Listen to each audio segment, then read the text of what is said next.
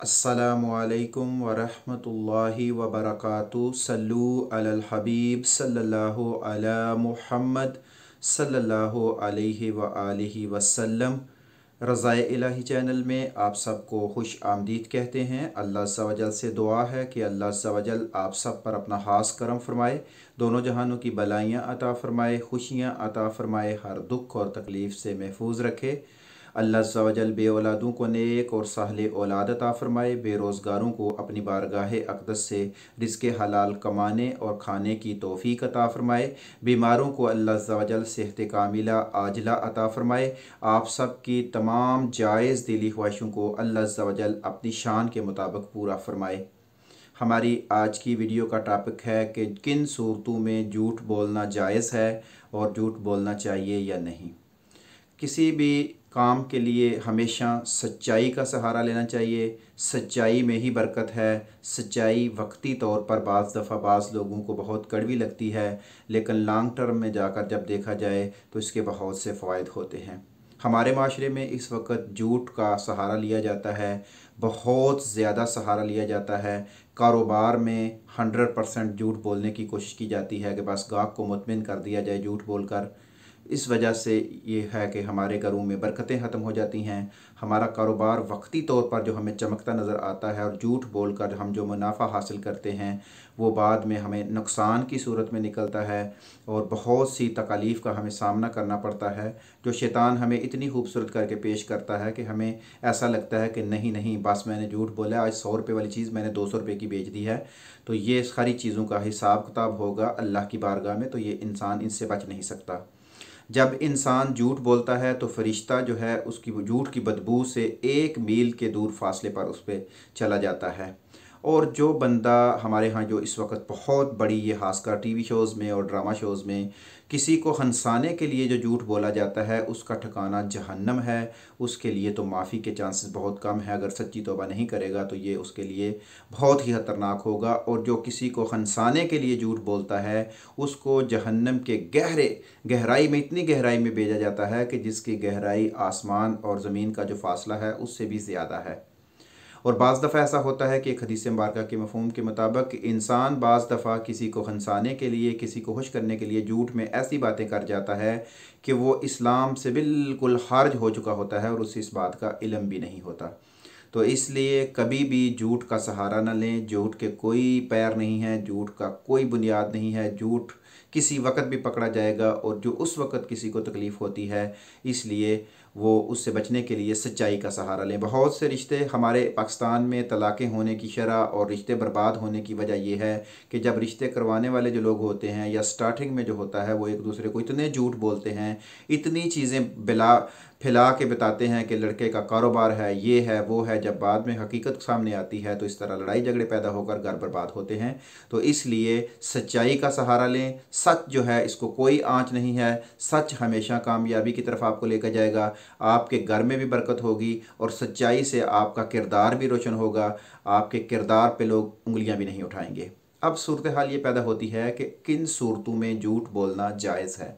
देखें, हकीकतन तो झूठ से बचना ही होगा हर हाल में, लेकिन बाज़ चीज़ें ऐसी होती हैं उनमें आप बात थोड़ी सी गोल मोल करने की आपको इजाज़त मिलती है कि थोड़ा सा इस लहजे से बात कर ली जाए, बात को इस तरह गोल मोल कर लिया जाए कि वो सराहतन झूठ भी ना हो लेकिन वो आप उससे अपना फ़ायदा हासिल कर लें। इसमें पहली बात ये होती है कि जब आप दो मोमिन आपस में लड़े हुए हों तो उनके दरमियान सुलह कराने के लिए आप जो है इसमें थोड़ी सी इसकी गुंजाइश निकलती है कि आप दोनों पार्टीज़ में एक पार्टी को कह देंगे भाई वो तो आपके लिए बहुत अच्छे अल्फाज बोल रहा था, वो तो आपकी बहुत तारीफ़ करता है यार, और दूसरे को भी कहना कि भाई मेरी आज उससे मुलाकात हुई है, उसने आपके बारे में बहुत ही अच्छी बातें कही हैं।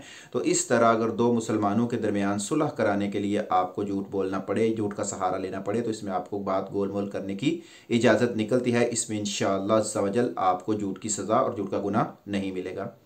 इसी तरह दो मियाँ बीवी हैं और वो आपस में, उनके लिए भी गुंजाइश निकलती है कि मियाँ बीवी के लड़ाई झगड़े ख़त्म करने के लिए और उनमें आपस में मामलात अगर किसी हद तक वजह से ख़राब हो रहे हों तो इसमें खामद बीवी को कह सकता है, बीवी खामद को कह सकती है कि माशाअल्लाह आप कितने अच्छे हैं, आप में ये कितनी खूबियाँ हैं, चाहे उसमें वो खूबियाँ ना भी हों तो बीवी जो है वो या खामद बीवी को एक दूसरे को इस तरह की सहारा लेके एक दूसरे के दरमियान मोहब्बत को मज़ीद बढ़ा सकते हैं, इसकी भी गुंजाइश निकलती है।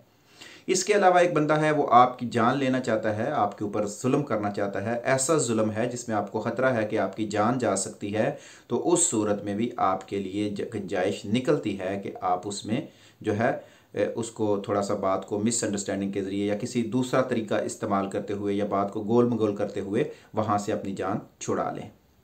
तो ये देखें, ये बड़ी अहमियत है आपकी ज़बान की। ये ज़बान ही आपको सच बुलवा कर आपके मकाम को बुलंद कर सकती है, और यही ज़बान आपको झूठ बोलने की बुनियाद पर गुनाहों में और गुनाहों की दलदल में और जहन्नम की दलदल में फेंक सकती है। तो ये ज़बान जो है ये बहुत ही ख़तरनाक चीज़ भी है और बहुत ही आला चीज़ भी है। तो अब हमने ये अच्छे तरीके से इस ज़बान के इस्तेमाल का तरीका सीखना है, और इसका तरीका हमें कौन बताता है? इसका तरीका हमें बताते हैं हमारे आका नबी करीम सल्लल्लाहु अलैहि वसल्लम। इसका तरीका हमें बताता है कुरान। तो हमने आका सल्लल्लाहु अलैहि वसल्लम की तालीमात पर, कुरान की तालीमात पर जब हम अमल करेंगे तो हमारी ज़बानें भी सच बोलेंगी और हम हक़ और सच के साए के नीचे इंशाअल्लाह जन्नत में भी जाएंगे।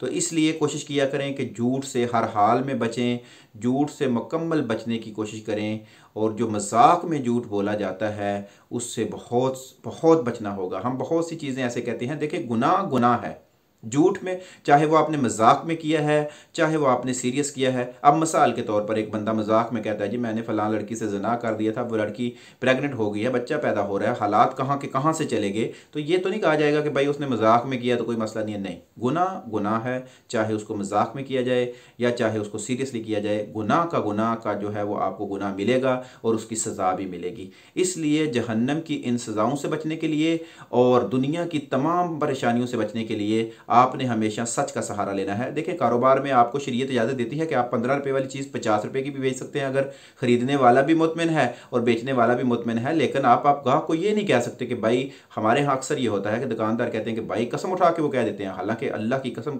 उठाकर सौदे बेचने में तो बहुत सख्त ममानत आई है, वो कसम उठा के कह देते हैं कि हमारी पीछे से इतनी की आई है और बाद में उससे कम की बेच देते हैं। तो इसलिए कारोबारी हजरात को भी सोचना चाहिए। बच्चों को हमारे एक बहुत मेजर मिस्टेक जो वालिदैन करते हैं वो ये है कि बाप दरवाज़ा खटका, बाप ने कहा बेटा जाओ अंदर जाओ, जाकर कहो अब्बू कोई नहीं कर। देखें भाई, आप अपने बच्चे को क्या सिखा रहे हैं? झूठ बोलना, उसकी बुनियाद झूठों पे बांध रहे हैं। और वो आप अपने बेटे को, ये अक्सर हमारे यहाँ डेली बेस पे बहुत सी ऐसी चीज़ें होती हैं, किसी की कॉल आए, बेटा उठाना और कहना कि अब्बू घर पे नहीं है। अब बेटा क्या सोचेगा? बड़ा बेटा बड़ा होके क्या करेगा? वो भी झूठ बोलेगा। तो अपनी औलाद को झूठ से बचाएं, उनको सच्चाई की तरगीब दें, उनको सच्चाई सिखाएं, और ये उसी सूरत में पॉसिबल होगा जब हम खुद सच बोलेंगे। तो सच के पैगाम को आम करें। इंशाअल्लाह अज़्ज़ा वजल अपनी ज़बान का अगर आप सही तरीके से इस्तेमाल करने में कामयाब हो जाते हैं तो दुनिया और आखिरत में आपको कामयाबी से कोई नहीं रोक सकता। अल्लाह अज़्ज़ा वजल से दुआ है कि अल्लाह अज़्ज़ा वजल हमें सही मानों में दीन इस्लाम पर चलने की तौफीक अता फरमाए। हमारी ज़बान जब बोले सच बोले, हक़ बोले, और किसी मोमिन को हमारी ज़बान की वजह से तकलीफ़ ना हो, इसलिए अपनी ज़बानों को कंट्रोल में रखा करें। जहाँ पॉसिबल हो एक चुप सौ सुख के अमल पर भी आप अमल कर सकते हैं, लेकिन जहाँ बोलने की ज़रूरत हो वहाँ बोला भी करें, क्योंकि ना बोलने से, हक़ की खातिर भी ना बोलना, ये भी बेवकूफ़ी है। तो अल्लाह अज़्ज़ा वजल से दुआ भी करते रहा करें और सच्ची तौबा भी करें, और गुनाह से हमेशा बचने की कोशिश करें। गुनाह से बचेंगे तो इंशाअल्लाह अल्लाह के फजल करम से जन्नत में जाने से हमें कोई नहीं रोक सकता। और झूठ गुनाहों की तरफ ले जाने वाला एक बहुत अहम कदम है। इसलिए हमने अपने आप को, अपने अहल व अयाल को, अपने बच्चों को झूठ की इस आदत, बुरी आदत से बचाना है। इंशाअल्लाह हम सब मिलकर इसके लिए कोशिश करेंगे। अल्लाह अज़्ज़ा वजल से दुआ है कि अल्लाह अज़्ज़ा वजल हमारी सही मानों में मदद फरमा दे और हमारी ज़बान पे कलमा हक़ जारी करे, और हमारी ज़बान जब भी बोले सच बोले, हक़ के साथ बोले, और इस्लाम की खातिर जाने भी कुर्बान करने के लिए जब बोलने की ज़रूरत पड़े तो हमारी ज़बान ज़रूर बोले। अल्लाह पाक हमें अमल करने की तौफ़ीक़ अता फ़रमाए। अस्सलामु अलैकुम व रहमतुल्लाहि व बरकातुहू।